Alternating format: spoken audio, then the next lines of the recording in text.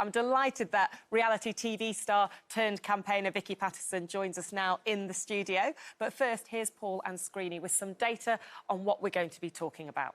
Yeah, because, Anushka, the pandemic changed our lives, of course, in many ways, including in terms of how much we drink, and that change has actually been fairly permanent. Take a look at some of this data, for example. So what this shows, this graph by Colin Angus from the University of Sheffield, is the rates of binge drinking in the UK, defined as drinking 6 units in one sitting for women and 8 units in one sitting for men. And what you can see here is the real spike around that lockdown during the pandemic. So in 2020, it really shoots up here.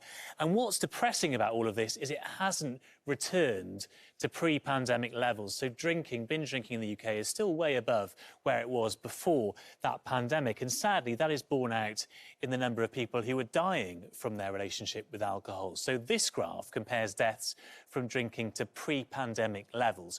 In 2020, there were 1,300 more deaths than before COVID. That's a 20% increase. And look how it goes up year by year. So in 2021, it was a 30% increase on those pre-pandemic levels. And in 2022, it's projected to have risen even further, equating to an extra 2,000 deaths, a rarely considered cost of the pandemic, Anushka. Thank you, Paul. Welcome, Vicky. I know figures like that mean something to you. Yeah. You've made a documentary about your dad and alcohol, and now you're campaigning on this. Can you just tell us a little bit about your experience? Certainly. So, yeah, you're quite right. About last year, I made a documentary called Vicky Pattison, My Dad, Alcohol and Me. Something I'm really proud of, you know. As a child of an alcoholic, you experience a very different reality. And it's not one that's openly discussed. There is a huge stigma that surrounds sort of people with alcohol dependency, people with addiction. And I remember thinking from like a really young age that I knew my house was different to my friends' houses, to other people's houses. But I also knew that I wasn't to talk about it. It was something that was conditioned in me from such a young age that you didn't talk about what was going on at home. And then it breeds this culture of silence, of shame. What made you feel like that? I think you're aware that you want to protect your parent, you know. You can see what they're going through is probably not a choice. Even from a young age, you can work out, and you love them. You love them so much.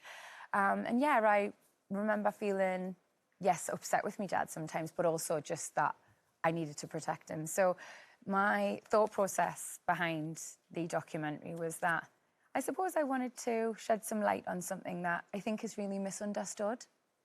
And you and Jonathan know each other because you've been campaigning on this. And Jonathan, it's always stuck with me when you talked about your own experience as well with your dad's alcoholism.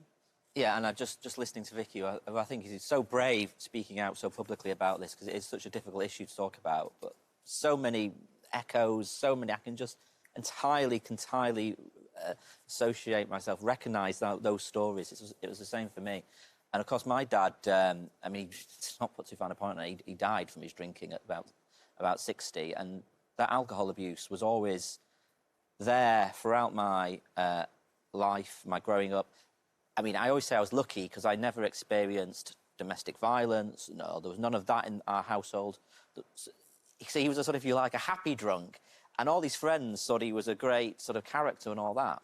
And he was a great character, but for me, as the child growing up with it, it was just constant. And look, I'm not a Puritan, I'm not moralistic, I do drink, so I'm not going down that route, but I do think we need to put more support in place to help people who are suffering from addiction, and particularly the children who are impacted by it. Absolutely. And we're going to carry on talking to both of you about this. Don't go away. Much more after the break from Vicky, Jonathan and Damien.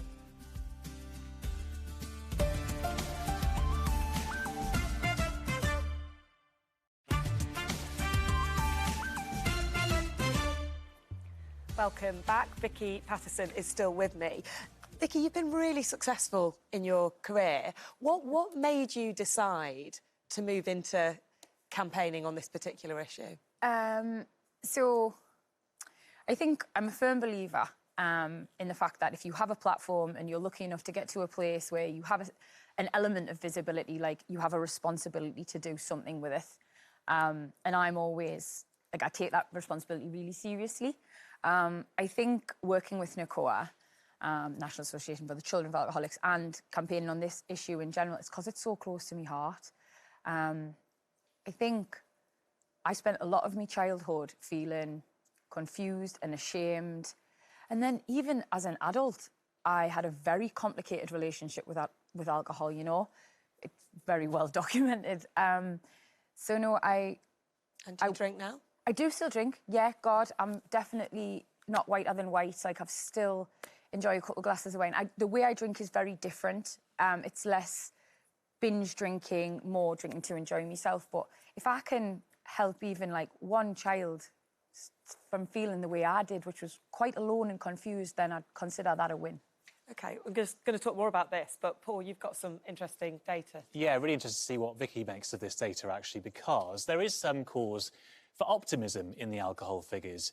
Ditch your stereotypes of binge drinking students. While most age groups have actually stayed fairly consistent in their drinking habits, look at these two charts. So these represent women aged 16 to 24 and men aged 16 to 24. And there may be a bit of a short-term pandemic effect here too, but the trend is for younger people to abandon alcohol. So this line shows the number of people who say they haven't touched alcohol for the past 12 months. You can see how it's soared here. 42% of women in that age bracket say they haven't had any alcohol for a year. 34%, a little bit lower, but nevertheless a third of men saying in this age group they have not touched alcohol for a year. And for all of this data, Colin Angus from Sheffield University is our Geek of the Week. Geek of the Week, Anushka. Hey, Geek of the Week. Is that something to be positive about? I mean, 42% of young women... Practically half, isn't it? Not having a drink in a year. That doesn't surprise me. Obviously, it's... How come? I think it's the rise of social media. That would be my own What, it's personal... like almost replaced... Not necessarily addiction, or... saying, like, one addiction for another. It's more... Back in my day, like, your biggest aspiration was to go to Magaluf with the girls and get drunk, you know? That was it. That was what we all lived to do. And you came back with, like, a couple snapshots off a disposable camera that you couldn't even discern, you know? But now it's changed. It's all about showing your life on social media, Instagram, TikTok, whatever, and having a level of status. So I think rather than being blackout drunk or binge drink with your friends, they want to be seen on a juice retreat in Bali or exploring India or doing whatever. And I don't necessarily think that's a bad thing. Do you think that's unexpected, positive? I don't particularly, because it's one of the things that I've observed as I've got older, that actually young people are much more puritanical and much better behaved in many ways than my generation was growing up. Well, some of it's just education. That you know, obviously, as a teenager, you want to fit in with the crowd, and particularly if you're a young boy, you want to show that you're, you know, a bit reckless and a bit of a lad. And I suspect that you talk about the damaging effects that can have more at school now than we used to when I was at school. And Jonathan, just, I mean, if you're beyond the kind of youth figures and beyond people who are alcoholics, do you think that there is an uncomfortable relationship that the country has with alcohol? I think it's still a taboo to talk about it. I still think people feel pressurised into drinking, that there is something wrong with you. If you go on a work social and, you know, you just want a Diet Coke, it's like, what's wrong with you? Are you driving? It makes people feel uncomfortable, doesn't it? Yeah. So they'll assume you're driving. You say, no, I'm not driving. You're not driving. Why aren't you having a drink then? And there's a lot of that still going on. So I think it is a taboo, and I still think that what is astonishing that when I speak out, I suspect it'll happen again after the show, I'll get emails and things on social media. I mean, I'll get a lot of abuse, but that's just the life of an MP. But I'll also get emails from people saying, thank you for speaking. It's meant a lot. I'm in a similar situation, but I can't speak out because I don't want to upset my sister or my mum or my, you know, or whatever it is. And so that just tells me that there are so many people out there who are dealing with a family member, a loved one, who is abusing alcohol, and they don't know what to do about it. And obviously you guys talking out about it makes a big difference.